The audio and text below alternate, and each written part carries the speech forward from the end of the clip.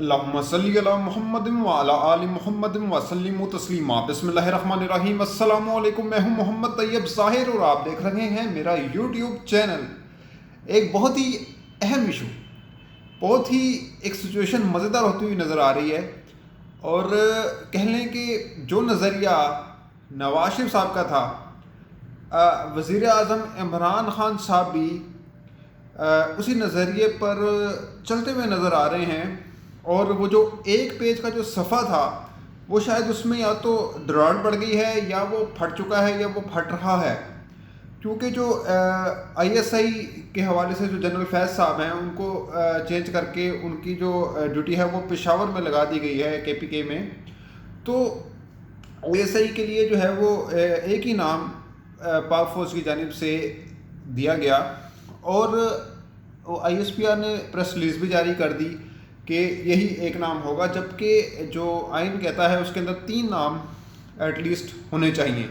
اور یہی ایک طریقہ کار ہے۔ اور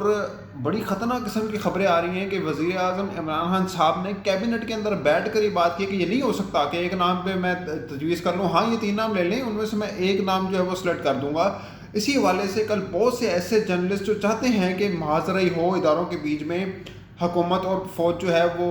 آپس میں دست و گریباں ہو جائے، تو وہ لوگ بڑے سنسنی پھیلا رہے تھے، رات کے اتنی بجے میٹنگ ہو رہی ہے اور یہ سارا کچھ ہو رہا ہے، لیکن عمران خان صاحب جو ہیں وہ ایک سٹینڈ لے رہے ہیں۔ اور اب وہ لوگ، وہ صحافی جو اینٹی جو ہے وہ اینٹی آرمی تھے، ان کا اینٹی اسٹیٹ ایجنڈا تھا،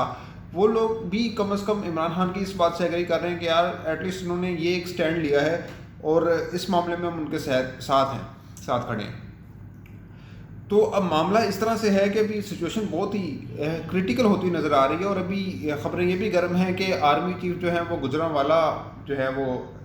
گئے ہیں عمران خان صاحب کو ملنے کے لیے۔ تو اب دیکھنا یہ ہے کہ کیا ہوتا ہے، کیونکہ وہ جو آئی ایس پی، جو D G I S I ہیں، جنرل ندیم ہیں غالباً، وہ ان کا جو ہے وہ اپوائنٹمنٹ لیٹر جو ہے وہ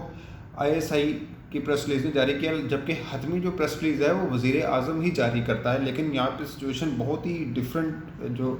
نظر آ رہی ہے۔ اور اس کو لے کر فواد چودھری صاحب نے بھی آج پریس کانفرنس کی ہے، اور انڈائریکٹلی جو ہے وہ آرمی کو جو ہے انہوں نے نشانہ بنایا۔ تو اب یہ کریٹ کیوں کی جا رہی ہے سچویشن، یہ سمجھ سے بالا تر ہے۔ اب وزیر اعظم صاحب کہتے ہیں جی کہ میں وزیر اعظم ہوں،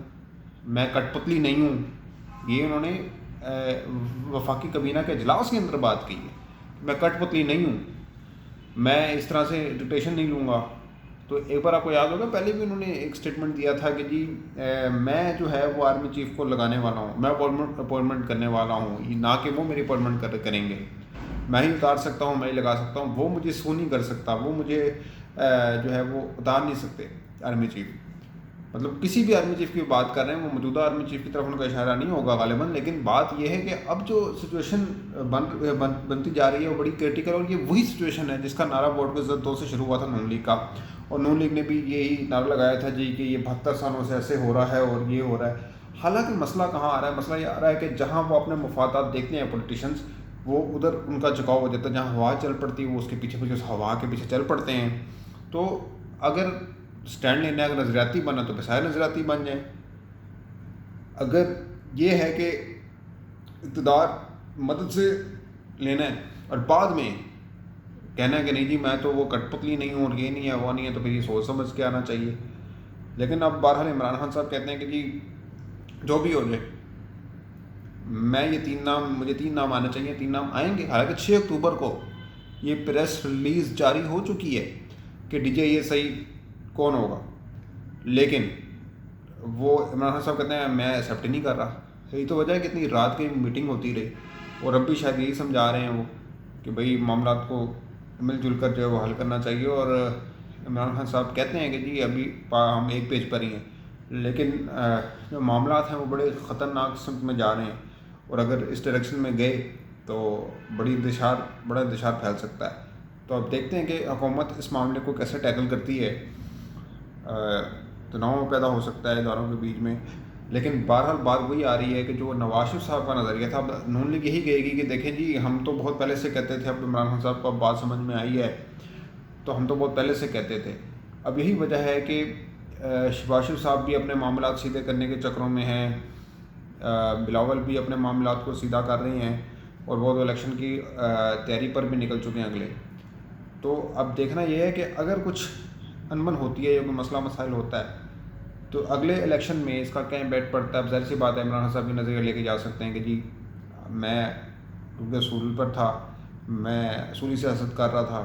تو کوئی بھی کسی سے بالا تر نہیں ہے دانوں سے، ٹھیک ہے. میں وزیر اعظم تھا اور میں ایز اسٹیٹ پرائم منسٹر جو ہے وہ آرڈر جاری کرنے کا حق رکھتا تھا، تو میں نے اس حساب سے ہی کام کیا ہے. تو لہٰذا میں اب دوبارہ وہاں کے سامنے آ کر ووٹ لیتا ہوں. اور کچھ شاید کنسپیریسی یہ بھی کریٹ کی جائے کہ جی عمران خان صاحب نے جو ہے وہ کچھ خود ہی یہ ڈرامہ رچایا اور خود ہی یہ کرنے کی کوشش کی ہے، کیونکہ مہنگائی بڑھ رہی ہے، انفلیشن بڑھ رہی ہے، تو اس سے شاید توجہ ہٹ جائے یا عمران خان صاحب کو راہ فرار کا کوئی موقع مل جائے اقتدار چھوڑنے کے لیے، تاکہ ایک فیس سیونگ بھی ہو جائے. لیکن معاملات کچھ اور سمجھ میں جا رہے ہیں. تو اب دیکھنا یہ ہے کہ حالات کس کروٹ جاتے ہیں، اونٹ کس کروٹ بیٹھتا ہے. تو اب تک کے لیے اتنا ہی. اگلی ویڈیو تک کے لیے اجازت دیجیے گا. اپنا بہت خیال رکھیے گا. اللہ نے